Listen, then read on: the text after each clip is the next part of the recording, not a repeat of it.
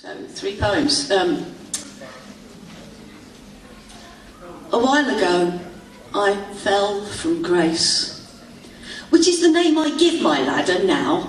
I thought I could rely on her, together we'd rise higher and higher, but I was wrong. The capricious cow turned into a two-faced liar, and, like those lovers who desert you, but swear they never meant to hurt you, slipped accidentally on mossy paving stones, pulled the rung out from under my feet and dumped me, none too gently, and as we parted left me not broken-hearted but with a shattered heel bone. The smooth promontory of my calcanee, a proper medical term, being pressed, had become an archipelago, or so the x-ray seemed to show, with clear black channels between each chalky isle. "This'll take a while to mend," they said, as I lay on the hospital bed. 6 weeks in plaster, 6 in a contraption, and then you'll have to learn to walk again. Which was a bit of a disaster, and put an end to the poet's rapture I had felt when I learned that this is called a lover's fracture, traditionally sustained by people leaping from high windows to avoid capture by their paramours' husbands or wives. They'd rather risk their lives than be caught in the act. And I'd like to claim that this is my story, but it is a disappointing fact that I missed out on the good bits and the glory. I just fell. I had torn ligaments as well, and I suffered mild concussion too, confused I'd do things I'd already done. And I suffered mild concussion too, confused I'd do things I'd already done. But the worst bump in this tumbling percussion thumped my bum, which after my poor foot struck stone landed on the ladder, which was by now prone, or possibly supine, it's hard to tell with ladders. So that between aluminium and pelvic bone was crushed muscle, which is not, as you might think, a Swedish heavy metal band, or a belittled bivalve, or something dished up by Heston Blumenthal. This blooming fall left me unable to sit or lie or stand without a very literal pain in the arse. It's been a year now and may never pass.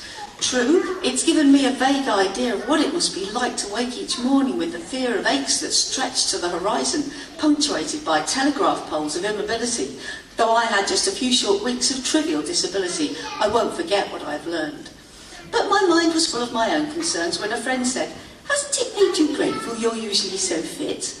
No, not a bit. Never mind the inconvenience and pain. I am not the same. I've always hated it when people said, "Take care." I started a campaign to say instead, "Take risks." I've never turned a hair of danger. Got my kicks jumping out of aeroplanes. I was someone who dared. But now, I think I'm scared. Perhaps that fearless woman I once was just isn't there anymore. It's hard to pick up courage when you've been dumped in the dirt, but I want to be what I was before, and though I'll never touch grace again, the treacherous little flirt, I know I must find another ladder and climb like I've never been hurt. Thank you.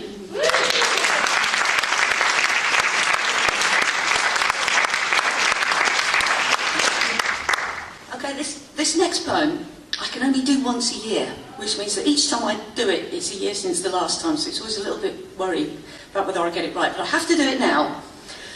And I want you to just get in your little time machines and just go a few days into the future to the 31st of October, because this is my Halloween poem, and it's called Cheese and Onion Crisps and a Bottle of Ginger Beer. Already at the back, not surprisingly, I hear murmurs of unrest. What the hell's that got to do with Halloween? I will explain. I'll do my best.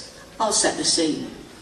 Long, long ago, in a city far, far away, well, London, early 60s, when everything was grey, even the hazy pictures on the television screen.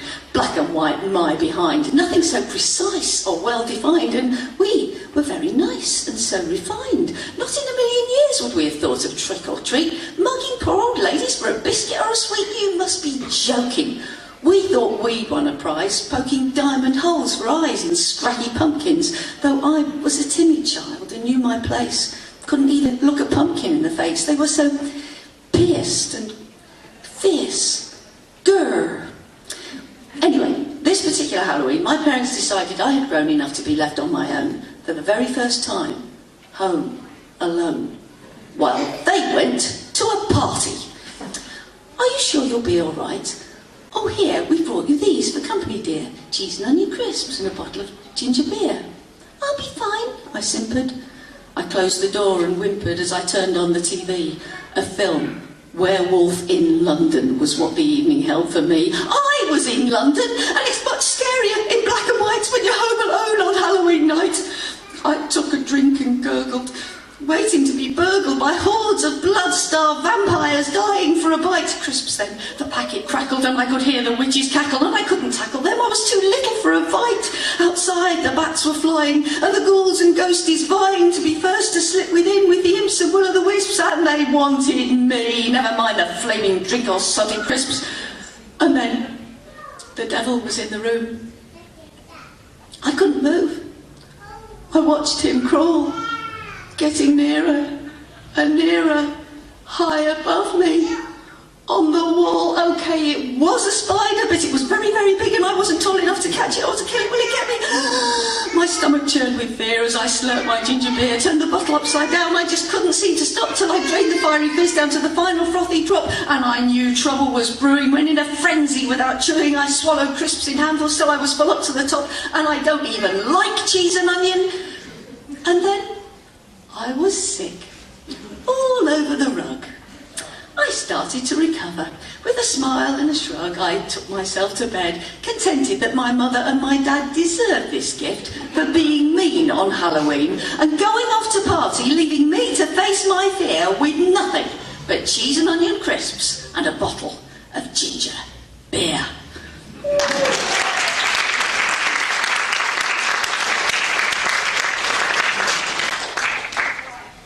That's very nearly a true story.